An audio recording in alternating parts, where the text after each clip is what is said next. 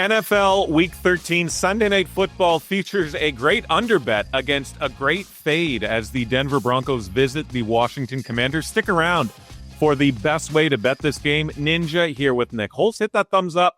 Hit that subscribe button. Trying to hit that 30K before the end of the year. And we do appreciate all of you that do subscribe. All right, Nick, Washington. Dire straits right now. 0-6 straight up. 0-6 against the spread in its last 6 football games. Is this the best fade in sports right now? Like, how do we even bet the Commanders now and moving forward? Is there just more money to be made with fading a team like this? Yeah, there might be. It seems like a lost season in Washington. Obviously, Jaden Daniels suffering that elbow injury and kind of torpedoing their season, but the oldest roster in the NFL by a wide margin. So we should have seen this coming. Obviously, 0-6 there in the straight up and against the spread in their last 6 games. But I think you can bet on Washington to play spoiler moving forward here. If you don't like them on Sunday Night Football, there's 2 games against the Eagles popping up and another one against the Cowboys. So those divisional rivalry games usually produce, some underdog magic there as well. And I mean, even the worst teams against the spread can cover. We saw Tennessee fall behind early as 13.5-point dogs last week against Seattle, and they end up covering the spread in garbage time. So NFL offenses will score points against drop coverage. Both these teams, Nick, coming off a bye week, and there was some speculation that we might see Jaden Daniels return, but that's all but confirmed that he's out for this week again. So another round of Marcus Mariota. I know you break down every single game on the NFL slate. Are you seeing any positives from a betting perspective from Marcus Mariota so far? I know he's thrown for exactly 213 yards in 3 games so far this season, so maybe that's the play. I don't know. Yeah, he's second in adjusted EPA per play among quarterbacks over the last 2 weeks, behind only Jameis Winston, and has a 70% completion percentage. So he's not putting the Commanders behind the sticks, but as you say there with the yardage totals, I mean, he's not actually, blowing the doors off of teams either, right? I think the problem with Washington's offense really is that Terry McLaurin's been hurt. Deebo Samuel a little bit banged up and can't really get open, and there's just no real threats. Zach Ertz is 35 years old. There's not a lot of speed out there, and not really too many targets to put the pressure on defenses.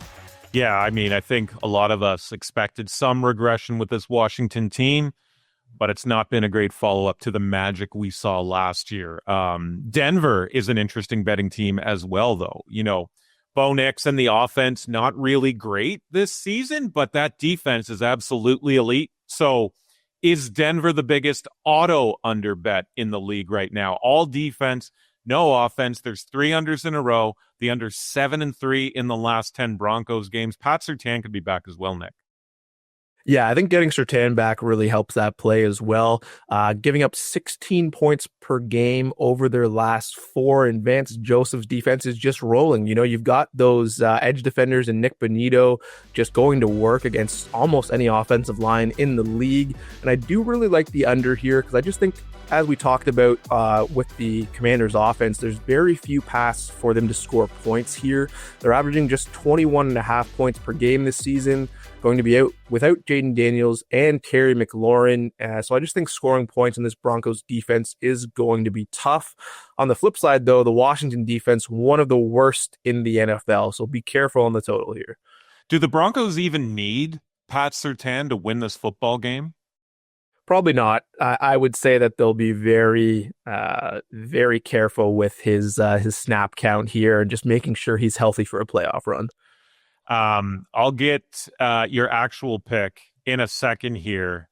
But considering this game might not be the best on the Week 13 card, Nick, can you do us a favor and cook us up a single game parlay or something for this?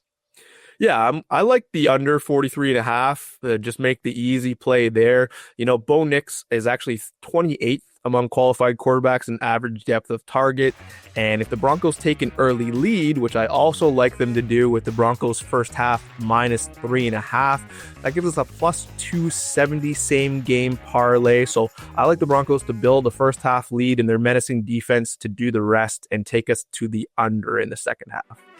Folks, get Prop Professor for 50% off for the first month right now. This app drops hundreds of plus EV bets every day and gives you a real shot at finding long-term profit.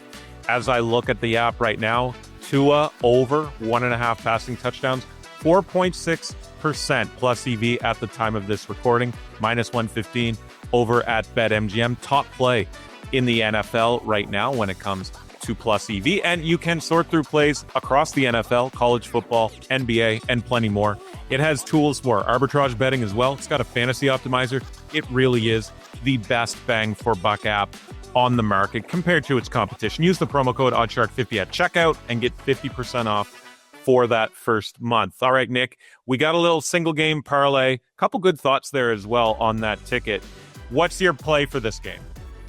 Yeah, I'm very skeptical at this line. You know, we've had both teams having the bye week to kind of watch some more tape and prepare for this one. So I'm looking at the fact that Nix is 7-1 straight up against the NFC all time in his career, with 14 touchdowns and just 3 picks in those games. And he's also 4-1 straight up in primetime games. And I like his ability to dice up this Commanders defense that's giving up over 27 points and 387 yards per game. So I'm on the Broncos money line, just playing it safe here was the minus 305 play.